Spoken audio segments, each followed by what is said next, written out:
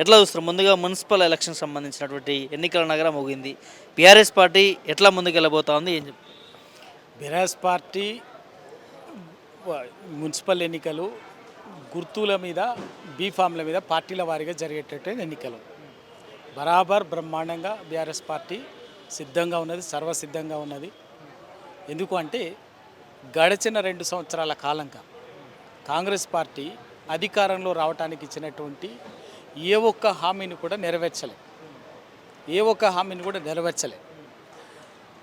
420 హామీలు కానీ 6 గ్యారంటీస్ కానీ దేన్ని కూడా నెరవేర్చకపోగా ప్రత్యేకించి పట్టణ ప్రాంతాల్లో హైడ్రా పేరు మీద, మూసి ప్రక్షాళన పేరు మీద, రకరకాల పేర్ల మీద కాంగ్రెస్ పార్టీ ప్రభుత్వం, రేవంత్ రెడ్డి ప్రభుత్వము చేసినటువంటిది పేదవాళ్ళ మీద, మధ్యతరగతి వాళ్ళ మీద చేసినటువంటి దాష్టికం అంతా ఇంత కాదు.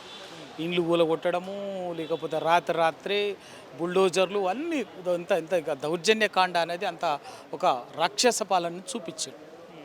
ఇవాళ ప్రజలు ఆ కసితో రగిలిపోతున్నారు. ఒకవైపున విత్తనాలకు, ఎరువులకి మళ్ళీ పాత రోజులు తీసుకొచ్చి క్యూలో నిలబెట్టింది. ప్రజలకి మంచినీళ్ళకి కేసీఆర్ ఒక అద్భుతంగా మిషన్ భగీరథ పేరు మీద, ఇంటింటికి నల్లా పేరు మీద తీసుకొస్తే మళ్ళీ నీళ్లు కూడా చక్కగా ఇయ్యనటువంటి స్థితిలోకి తీసుకొచ్చారు.